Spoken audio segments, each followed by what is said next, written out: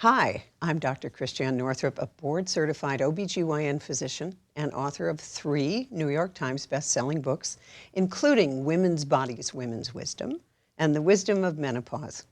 I'm also an authority on everything that can go right with your body. In my first free video, you learned what was happening in your body during perimenopause and menopause. And I also shared my personal story and was thrilled that so many of you shared your stories in the comments. Now, what you're going to learn here is how, in my years of practice, I saw women instilled with the fear of menopause and given a life sentence of estrogen treatment and prescription drugs. But I always knew this didn't have to be the case. In this video, the second in my free video series, you will learn about the best and safest approaches to relieving menopausal symptoms, and also the best ways to be sure that you're setting the stage for lifelong health instead of chronic degenerative disease. But first, I want to share more of my personal story because I want you to know what I know, which is this transition is not about your husband or your family members. It is about you.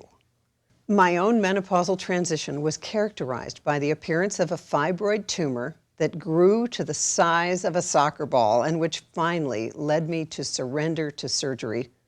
I kept being tired of dressing around it, frankly, and also artificial menopause to shrink the tumor before surgery. And I learned that chemical menopause, or surgical menopause for that matter, is something completely different from natural, gradual hormone change. My divorce story was kind of right out of a soap. I was single, my husband remarried very quickly, had a child. What was my solution? Reinvent myself completely and live the life of my dreams on my own terms. What's the end result? I'm happier, fitter, more flexible, taller than ever before. And now I can dance Argentine tango. I'm the person I was always meant to be. I've come home to myself and forgiven all the players. I have a great relationship with my former husband and his wife. She loves my daughters, they love her. And they have a little sister who adores them. Life is big and it's long, and you have to trust it. You're not a victim. If I had stayed married, I would have died of breast cancer. I know this intuitively, can't prove it. Not every relationship can weather the storm of someone giving birth to who they really are. Most women need more space at this time. Men often do too. Oh, and if you're worried about sex after menopause, here's what you need to know. The best predictor of good sex after menopause is a new partner. I don't want you to have to get a new partner. I want you to become your new partner. So, what's happening to your hormones? Let's go through this. The shifts in your hormones are knocking at the door of parts of your brain known as the amygdala and the basal forebrain. These are the parts of the brain where old emotions from your past, as far back as early childhood, are likely to arise so that you can process them. Hormones can start shifting as early as your late 30s, but sometimes not until your late 40s or even later. Skipping ovulations begins, and therefore your periods may be all over the place. You don't know when they're coming anymore. You can go 6 months without a period and then they start flooding back. You want to know something really interesting? Women often have their final menstrual period on the day or the week that their last child goes off to college, because blood is so connected with your family. Progesterone, the role of progesterone, it's a warming hormone. Your temperature rises almost 0.8 degrees after ovulation when progesterone starts being secreted by the ovary. It's a calming hormone, which is why women who are pregnant, who have so much progesterone floating around, are very calm. Estrogen is a growth hormone. It makes your breasts bigger. It estrogenizes the vagina. It has some nice effects on the brain. Testosterone is your oomph hormone. It peaks when you ovulate. We used to laugh that there were mid-cycle testosterone movies, where you became so libido-ridden that you just couldn't stand it, and you had to go and see one of your favorite stars in the movies. Now, birth control pills actually knock out all of that. So that mid-cycle surge of testosterone goes away, and so does the pheromone that goes along with it. Now, many women are on birth control pills, and so they don't notice all of these changes because the birth control pills actually just mask them. And then they come off the pill and they say, my hormones are out of control. No, they're finally feeling what's really been going on. Men experience estrogen dominance during this time, and this is interesting because estrogen, when there's too much of it, along with the stress hormones, cortisol and epinephrine, actually creates metabolic end products in the body that are additional stress hormones. They're called corticoestrogens. And it's actually sugar and hormones that are the deadliest combinations. So the catechol estrogens make more stress hormones. Those then interact with insulin, and that's what creates so much trouble in your health. So what's the solution?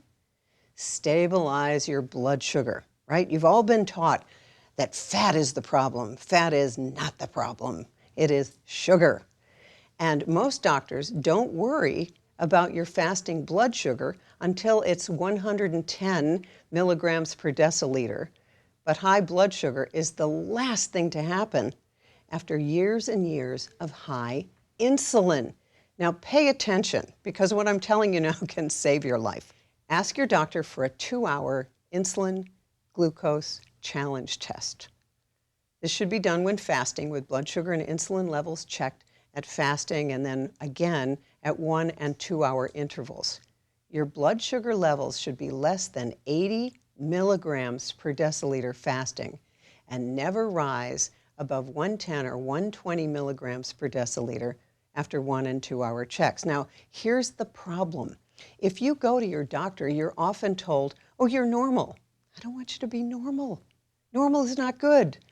Optimal is what will prevent the chronic degenerative diseases. So your insulin should be less than 5 milligrams per deciliter fasting and should never rise above 30 milligrams per deciliter after 1 and 2 hour checks. So that alone, that information alone, can prevent diabetes, heart disease, high blood pressure, and of course the dreaded weight gain around your abdomen. Now there's one other thing you should know about meditation. Meditation, in some studies, has resulted in a 90% reduction in hot flashes. Why? Because meditation, as well as deep sleep, helps your body metabolize excess stress hormones. So then the stress hormone effect goes away, and then your hormones return to normal many times. So, hormone primer. What should you be taking? This is what's usually given, some combination of estrogen, progesterone, testosterone, or the mother hormone, which is called DHEA, and that is the baseline molecule from which all the other hormones are made. First of all, I want you to know what bioidentical hormones are, and those are hormones that are exactly a match to what is found in the female human body. I don't care, and you shouldn't either, whether they initially come from soybeans or yams. They match exactly what's found in your body. So they are natural to the human body. Premarin, as one of my friends says, is a natural hormone if your native food is hay. In other words, Premarin is a natural hormone for a horse, but not a human. Now, you should know that the Women's Health Initiative was started in the early 1990s under the belief that if women were taking hormones, estrogen in general, they would be saved from heart disease, the #1 killer of women. They used Prempro, a combination of Premarin and synthetic progestin known as Provera. So that's what the women were on. And the study was stopped in 2002 because they discovered that actually this combination increased women's chance of having a heart attack or a stroke. Now, unfortunately, the Women's Health Initiative did not use bioidentical hormones, and it also started in women over 60. So there's been a lot of criticism of the Women's Health Initiative. But what happened, unfortunately, is all these women stopped their hormones cold turkey. They were terrified. And so then hormone replacement completely fell out of favor, and everyone became afraid of it. The current wisdom on hormone replacement is to prescribe hormones for the least amount of time necessary to get a woman through the perimenopause or the menopause. But the research keeps changing. And also, what's interesting is we have a new drug for menopausal symptoms that is nothing but Prozac, repurposed in another guise. I want you to know that your ovaries continue to make hormones for your entire life. So that's why it's really important to keep your ovaries if you possibly can. Now, a lot of women want to know how to get off hormones and switch to the other things that are useful. First of all, you need to know the average adult in the United States is on 6 different prescription medications regularly. My 90-year-old mother doesn't take any, and neither do I. So what's the difference between my mother and the average adult in the U.S.? She's not medicalized, and she realizes that her health is in her hands, not those of a doctor. So what are your options for a non-medicalized menopause? First of all, I want you to know that there are herbs that have been used by women for millennia. Black cohosh is one, maca is one, chasteberry. Little story about chasteberry. It actually was planted around monasteries to decrease the sex drive of the monks. That's why it's called chasteberry. It's also known as vitex. Then there's Pueraria mirifica, and I started a company to actually bring this to the attention of women because it works so well. So my company is Amada. It works for vaginal dryness solutions as well. And of course, there's all kinds of lubrication that you can use for that. So as you can see, there are many little-known alternatives to standard drugs, and your lifestyle and diet are big in there. It's very exciting, really, to know that we each have the ability to be healthy, and that's encoded right into our own DNA. Now, coming up in my 3rd free video, I'll share my secrets for getting older without aging. And I also want you to know why you don't have to get the diseases that run in your family. Now, for your homework, I want you to review all the prescriptions you're taking. 70% of the population is on at least one prescription drug. Many of you are on more than that. And I want you to check with your healthcare team to see if you really need them, especially if you get your blood sugar under control.